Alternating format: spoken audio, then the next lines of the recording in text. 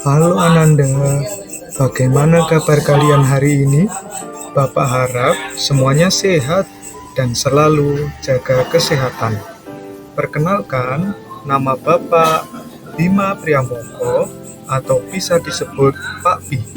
Selamat datang di pembelajaran bersama Pak Bi. Hari ini kita belajar tema menjaga lingkungan sekitar kita yang mencangkup tujuan pembelajaran dari mata pelajaran IPAS, Bahasa Indonesia, Matematika, dan Pendidikan Pancasila.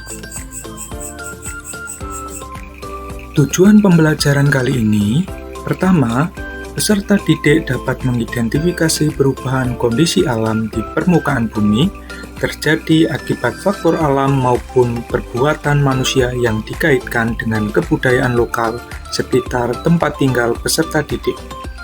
Yang kedua, peserta didik dapat menghasilkan tulisan laporan pengamatan, pengalaman, dan imajinasi menjelaskan hubungan kualitas serta menuangkan hasil pengamatan untuk meyakinkan pembaca dikaitkan dengan kebudayaan lokal sekitar tempat tinggal peserta didik.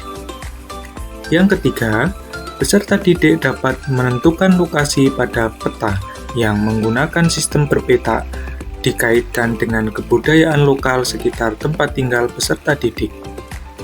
Dan yang keempat, peserta didik dapat mengenal wilayahnya dalam konteks kabupaten atau kota, provinsi sebagai bagian dari wilayah Negara Kesatuan Republik Indonesia. Halo teman-teman, perkenalkan namaku Supri. Aku akan menemani belajarmu. Kira-kira kita mau belajar apa ya? Ada yang tahu? Betul sekali, kita mau belajar dengan tema menjaga lingkungan sekitar kita, yang kaitannya dengan kebudayaan di sekitar kita. Tapi, aku bukan hanya sendiri di sini. Kita juga akan ditemani oleh teman kita yang satunya lagi, yakni Supras. Halo Supras, sudah siapkah kita belajar hari ini? Halo Supri, sudah tidak sabar lagi aku untuk belajar. Baiklah, ayo kita mulai. Mari kita belajar di luar kelas. Pembelajaran kali ini kita akan mengamati, menjelajah, dan mencari tahu bagaimana kondisi lingkungan sekitar kita dan bagaimana menjaganya. Kita juga akan menulis dalam laporan hasil pengamatan, dan kita juga akan mencari tahu lokasi dalam peta berpeta dan mengenal kabupaten tempat tinggal kita. Ayo kita amati lingkungan sekeliling kita. Mari amati video berikut ini, yang merupakan bentuk kerusakan alam akibat ulah manusia. Apabila terlihat lingkungan yang seperti itu, apa yang kita rasakan? Dan apabila lingkungannya terjaga, maka hati kita akan terasa nyaman serta puas.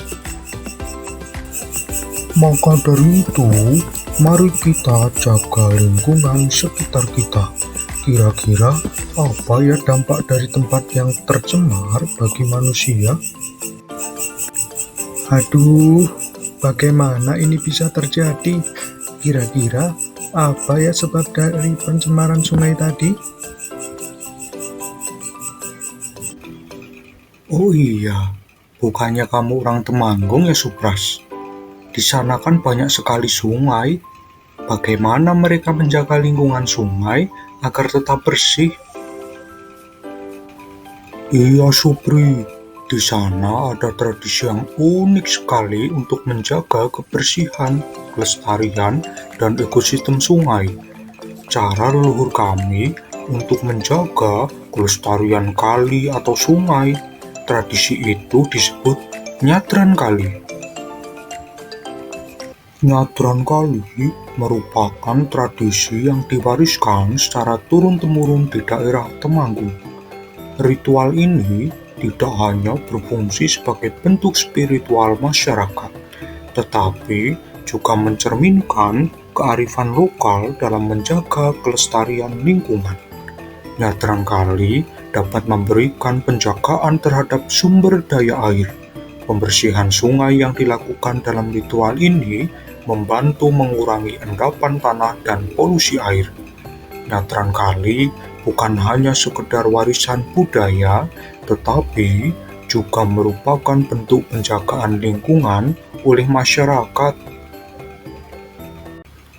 Wah, keren sekali! Dengan demikian, sungai-sungai kita bisa bersih dan terjaga. Maka, haruslah kita lestarikan budaya seperti itu. Betul sekali, Supri. Dari contoh tadi, sekarang coba teman-teman amati lingkungan sekitarnya. Apakah lingkungannya sudah bersih dan terjaga? Mari kita analisis. Dari hasil pengamatan teman-teman, coba terangkan dan cari sebab akibat, serta adakah budaya yang dapat dikaitkan dengan permasalahan lingkungan tersebut. Dari hasil pengamatan teman-teman, nanti dituliskan dalam lembar hasil pengamatan seperti ini. Beginilah lembar pengamatan.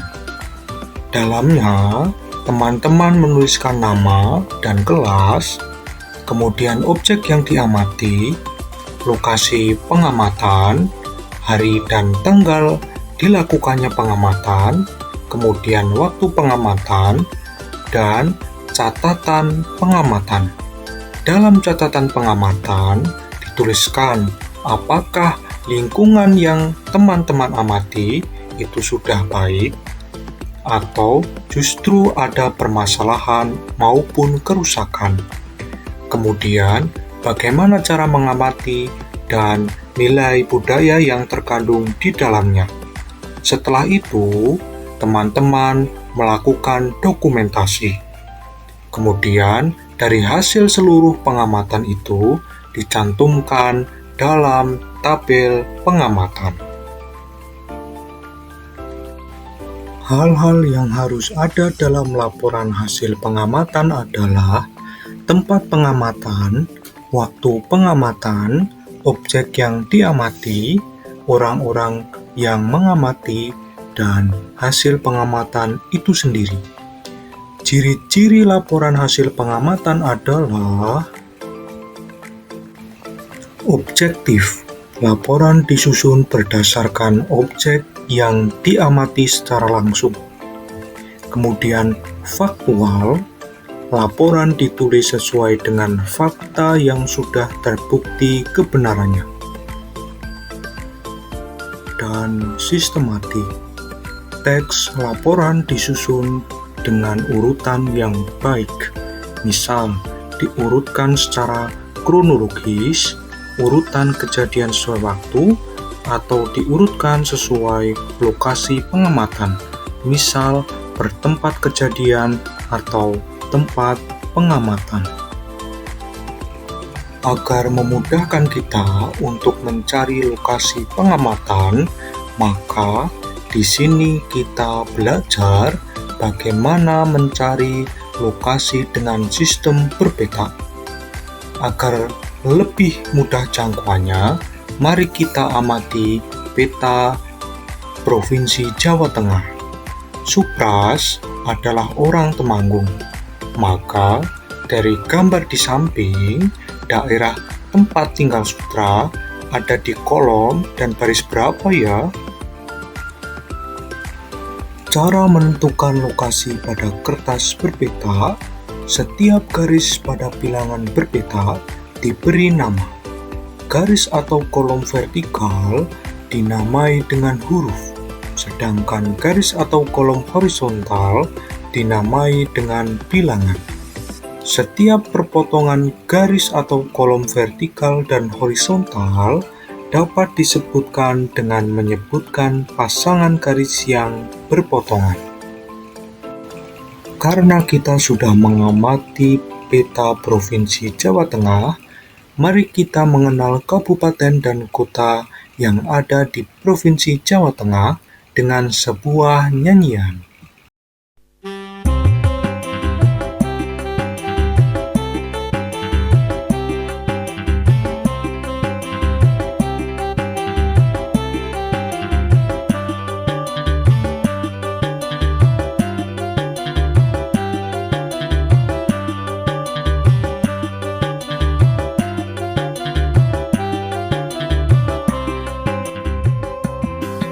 Banjarnagara Banyumas Batang Blora Boyolali Brebes Cilacap Demak Grobogan Jepara Karanganyar Kebumen Kendal Klaten Kudus Magelang Pati Pekalongan Pemalang dan juga Purbalingga Purworejo, Rembang, Semarang, Sragen, Sukoharjo, Tegal, Temanggung, Wonogiri, Wonosobo, Kota Magelang, Kota Pekalongan, Salatiga, Kota Semarang, Surakarta, dan Kota Tegal.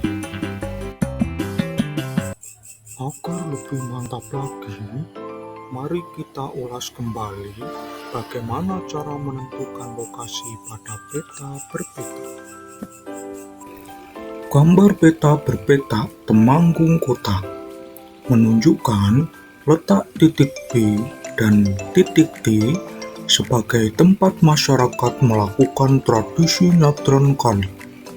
Dari titik B, yakni garis berpotongan B dan 2. Ke titik G, garis berpotongan C dan 6. Sedikitnya diperlukan 1 langkah ke kiri dan 4 langkah ke atas jalur yang didapat ditempuh dari P ke Q. Ada lebih dari 1. Bisa 2 langkah ke atas, 1 langkah ke kiri, dan 2 langkah ke atas. Jumlah dari seluruh langkah akan tetap sama, walaupun dengan cara yang berbeda. Bagaimana pembelajaran kali ini? Seru kan? Tapi sayang, aku dan Subras harus pamit dulu. Tetap semangat belajarnya ya. Aku Supri dan aku Subras, kami berdua pamit dulu. Sekian pembelajaran kali ini. Sampai jumpa lagi.